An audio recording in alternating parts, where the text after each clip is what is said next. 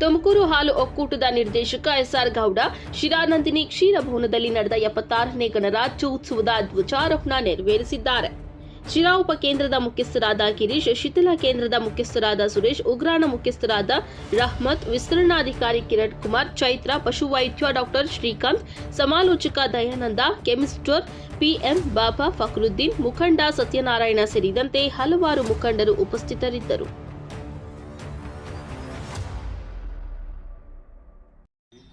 ಇದರ ವೈಶಿಷ್ಟ್ಯ ಈಗಾಗಲೇ ನಾವು ಕುತ್ಕೋಬೇಕಾದ್ರೆ ನಮ್ಮ ಎಸ್.ಆರ್. ಗೌಡ್ ಸಾಹೇಬ್ ಹೇಳ್ದಂಗೆ ಎಲ್ರಿಗೂ ಸ್ವಾತಂತ್ರ್ಯ ಇದೆ ಅಂತ ಹೇಳಿದ್ದು ಯಾಕೆಂದರೆ ಸಂವಿಧಾನ ಬಂದಿದ್ದರಿಂದ.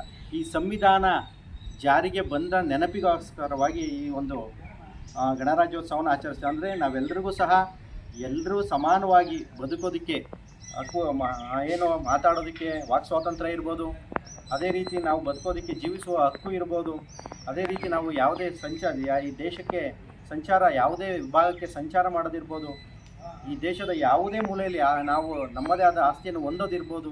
ಹೀಗೆ 10 ಹಲವು ಮೂಲಭೂತ ಹಕ್ಕುಗಳನ್ನು ಕೊಟ್ಟಿದ್ದಂಥದ್ದು ಸ್ವಾತಂತ್ರ್ಯ ಬಂದಂಥ ಸಂದರ್ಭದಲ್ಲಿ ನಮಗೆ ಯಾವುದೇ ರೀತಿಯ ನಿಯಮಗಳು ಕಟ್ಟುಪಾಡುಗಳಿರಲಿಲ್ಲ. ಏನು ಬ್ರಿಟಿಷ್ ಆಡಳಿತ ನಡೆಸ್ತಾ ಇತ್ತು, ಬ್ರಿಟಿಷ್ ಸಂವಿಧಾನ ಮತ್ತು ಬ್ರಿಟಿಷ್ ಪಾರ್ಲಿಮೆಂಟ್ ನಡೆಸಿದಂಥ ಕಾನೂನಿನ ಅನುಗುಣವಾಗಿ ಭಾರತ ನಡೀತಾ ಇತ್ತು.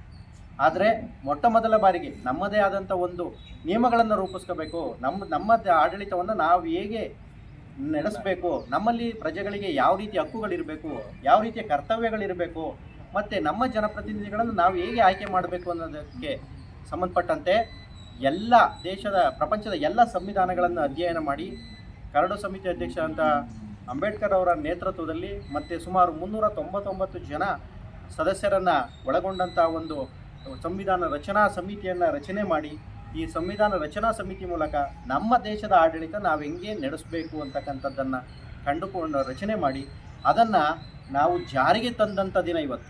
ಯಾವ ರೀತಿ ನಾವು ಆಡಳಿತ ನಡೆಸ್ತೀವಿ ಅದು ಅನ್ನೋದನ್ನು ಜಾರಿಗೆ ತಂದಂಥ ದಿನದ ನೆನಪಿಗಾಗಿ ನಾವು ಇವತ್ತು ಈ ಗಣರಾಜ್ಯೋತ್ಸವವನ್ನು ಆಚರಿಸ್ತಾ ಇದ್ದೀವಿ. ಇವತ್ತು ಎಲ್ಲವೂ ಸ್ವಾತಂತ್ರ್ಯವನ್ನು ನಮ್ಮ ದೇಶಕ್ಕೆ ಕೊಟ್ಟಿದೆ. ಇವತ್ತು ನಾವೇನು ಕೊಡ್ತಾ ಇದ್ದೀವಿ ಇದು ನಾವೆಲ್ಲರೂ ಪ್ರಶ್ನೆ ಮಾಡ್ಕೋಬೇಕಾಗ್ತದೆ. ಆ ಮುಖಾಂತರ ಏನಾದರೂ ಕೂಡ ನಾವು ದೇಶಾಭಿಮಾನವನ್ನು ಬೆಳೆಸ್ಕೊಂಡು ಹೋಗ್ಬೇಕು, ರಾಷ್ಟ್ರಾಭಿಮಾನವನ್ನು ನಾವು ಬೆಳ್ಕೊಂಡು ಹೋದಾಗ ಮಾತ್ರ ಈ ದೇಶ ಮುಂದಿನ ದಿನಗಳಲ್ಲಿ ಒಳ್ಳೆಯ ಭವಿಷ್ಯ ಇರೋದಕ್ಕೆ ಸಾಧ್ಯ ಆಗ್ತದೆ. ಇನ್ನೋರೇನೋ ಸ್ವತಂತ್ರ ತಂದು ಕೊಟ್ಟರು, ಗಣರಾಜ್ಯೋತ್ಸವ ಮಾಡಿರು, ಇವೆಲ್ಲ ಮಾಡಿರು, ಆದರೆ ನಾವೇನು ಮಾಡ್ತಿದ್ದೀವಿ ಎಂಬುದನ್ನ ಪ್ರಶ್ನೆ ನಾವೆಲ್ಲರೂ ಕೂಡ ಹಾಕಬೇಕಾಗ್ತದೆ. ನಮ್ಮ ಕೆಲಸ ಕಾರ್ಯಗಳಲ್ಲೇ ಕೂಡ ನಾವು ಏನಾದರೂ ಕೂಡ ಒಳ್ಳೆ ಸರ್ವೀಸ್ ಮಾಡಿದ್ರೆ ಅದು ಒಂದು ದೇಶ ಸೇವೆ. ನಾವು ಪ್ರಾಮಾಣಿಕವಾಗಿ ಇದ್ದು ಒಂದು ಜನರಿಗೆ ಸೇವೆ ಮಾಡಿದ್ರೆ ಅದು ಒಂದು ದೇಶ ಸೇವೆ. ಈ ನಿಟ್ಟಿನಲ್ಲಿ ನಮ್ಮ ಒಂದು ಪ್ರಯತ್ನ ಇರಬೇಕಾಗ್ತೈತೆ. ನಾವೆಲ್ಲರೂ ಕೂಡ ಇನ್ನೂರು ಹೋರಾಟ ಮಾಡ್ದಂಗೆ ಕತ್ತಿ ಹಿಡ್ಕೊಂಡು ಗುರಾಣಿ ಹಿಡ್ಕೊಂಡು ಇಲ್ಲ ಯಾರು ಸತ್ಯಾಗ್ರಹ ಮಾಡ್ಕೊಂಡು ನಾವು ಹೋರಾಟ ಮಾಡ್ತಕ್ಕಂಥ ಅವಶ್ಯಕತೆಗೆ ನಮ್ಮ ಮುಂದಿಲ್ಲ. ಈಗ ನಾವು ಮಾಡಬೇಕಾಗ್ತಕ್ಕಂಥದ್ದೇನು, ದೇಶದ ಬಗ್ಗೆ ನಮಗೆ ಸ್ವಾಭಿಮಾನ ಇದ್ದರೆ, ದೇಶದ ಬಗ್ಗೆ ಒಳ್ಳೆಯ ಭಾವನೆ ಇದ್ದರೆ, ದೇಶ ಬೆಳೆಸಬೇಕು ಎಂಬುದಿತ್ತು ಅಂದರೆ ನಾವೇನು ಮಾಡ್ತಿದ್ದೀವಿ ಎಂಬುದನ್ನ ನಾವೆಲ್ಲರೂ ಕೂಡ ಮನಸ್ಸಿಗೆ ತಿಳ್ಕೋಬೇಕಾಗ್ತದೆ. ಏನಾದರೂ ಕೂಡ ನಮ್ಮ ಕೈಲಾದಷ್ಟು ಮಟ್ಟಿಗೆ ಬಡವ್ರ ಸೇವೆ ಮಾಡ್ತಕ್ಕಂಥದ್ದು ಮತ್ತು ನಮ್ಮ ಏನು ಒಂದು ಕೊಟ್ಟಿರ್ತಕ್ಕಂಥ ಕೆಲಸನ ಪ್ರಾಮಾಣಿಕವಾಗಿ ನಿಷ್ಪಕ್ಷಪಾತವಾಗಿ ಮಾಡ್ತಕ್ಕಂಥದ್ದು, ಈ ನಿಟ್ಟಿನಲ್ಲಿ ಹೋದಾಗ ಮಾತ್ರ ಈ ದೇಶಕ್ಕೆ ಏನಾದರೂ ಕೂಡ ಒಂದು ಮುಂದಿನ ದಿನಗಳಲ್ಲಿ ಉತ್ತಮವಾದಂಥ ಭವಿಷ್ಯ ಇದೆ. ಆ ನಿಟ್ಟಿನಲ್ಲಿ ನಾವೆಲ್ಲರೂ ಕೂಡ ಮುಂದುವರಿಬೇಕಾಗ್ತದೆ.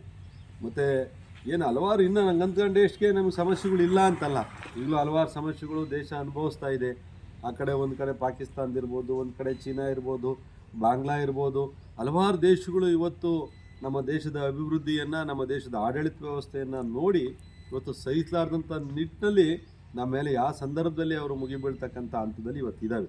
ಅಂಥವನ್ನ ಎದುರಿಸೋದಕ್ಕೆ ನಾವೆಲ್ಲರೂ ಕೂಡ ಶಕ್ತಿವಂತರಾಗಬೇಕಾಗ್ತಿತ್ತು. ನಮ್ಮಲ್ಲಿ ಈ ಬಾಹ್ಯ ಹಲವಾರು ಗೊಂದಲಗಳನ್ನು ನಾವು ಕಡಿಮೆ ಮಾಡ್ಕೋಬೇಕಾಗ್ತದೆ. ರಾಜ್ಯಗಳ ಮಧ್ಯೆ ಇವತ್ತು ನಾವು ಗೊಂದಲಗಳು ಇಟ್ಕೊಂಡಿದ್ದೀವಿ, ಮತ್ತು ನಮ್ಮಗಳಲ್ಲಿ ಜಾತಿಗಳ ಮಧ್ಯದಲ್ಲಿ ಗೊಂದಲಗಳನ್ನು ಇಟ್ಕೊಂಡಿದ್ದೀವಿ. ಇವೆಲ್ಲವೂ ಕೂಡ ಸ್ವಲ್ಪ ತೆರೆ ಎಳೆದು ಏನಾದರೂ ಕೂಡ ಒಂದು ಸುಭದ್ರವಾಗ್ತಕ್ಕಂಥ ಶಕ್ತಿಯುತವಾಗ್ತಕ್ಕಂಥ ರಾಷ್ಟ್ರ ಅಂಬತ ಬಿಂಬಿಸ್ಬೇಕು ಅಂದ್ರೆ ಈ ದೇಶದಲ್ಲಿರ್ತಕ್ಕಂಥ ನಾವು ನಾಗರಿಕರುಗಳು ಆ ಶಕ್ತಿಯನ್ನು ನಾವು ಕೊಡಬೇಕಾಗ್ತೈತೆ. ಆವಾಗ ಮಾತ್ರ ನಾವು ಬೇರೆ ದೇಶನ ಎದುರಿಸೋದಕ್ಕೆ ಸಾಧ್ಯ ಆಗ್ತೈತೆ. ಆ ನಿಟ್ಟಿನಲ್ಲಿ ಈ ಒಂದು ಗಣರಾಜ್ಯೋತ್ಸವದ ವಿಶೇಷವಾಗಿ ನಾವೆಲ್ಲರೂ ಸೇರಿ ಈ ಒಂದು ದೇಶಾಭಿಮಾನವನ್ನು ನಾವು ಬೆಳೆಸ್ಕೊಂಡು ಹೋಗೋಂಥ ನಿಟ್ಟಿನಲ್ಲಿ ದೇಶಕ್ಕೆ ನಮ್ಮದೇ ಆದಂಥ ಒಂದು ಸೇವೆಯನ್ನು ಮಾಡ್ತಕ್ಕಂಥ ನಿಟ್ಟಿನಲ್ಲಿ ನಾವೆಲ್ಲರೂ ಕೂಡ ಒಂದು ಪ್ರಯತ್ನವನ್ನು ನಾವು ಮಾಡೋಣ ಎಂಬ ಒಂದು ಅಭಿಪ್ರಾಯವನ್ನು ವ್ಯಕ್ತಪಡಿಸಿ ಈ ರಾಜ ವಂಶದ ಆಡಳಿತವನ್ನು ಬಿಟ್ಟು ಒಕ್ಕೂಟದ ವ್ಯವಸ್ಥೆಗೆ ದಾರಿ ಮಾಡಿಕೊಟ್ರು. ಅದೇ ಥರ ಇನ್ನು ಹಲವಾರು ರಾಜ್ಯ ಸಂಸ್ಥಾನಗಳು ಇದಕ್ಕೆ ಒಳಪಟ್ಟಿರಲಿಲ್ಲ. ಆಗ ಅಂದಿನ ನಮ್ಮ ಅವತ್ತಿನ ಗೃಹ ಮಂತ್ರಿ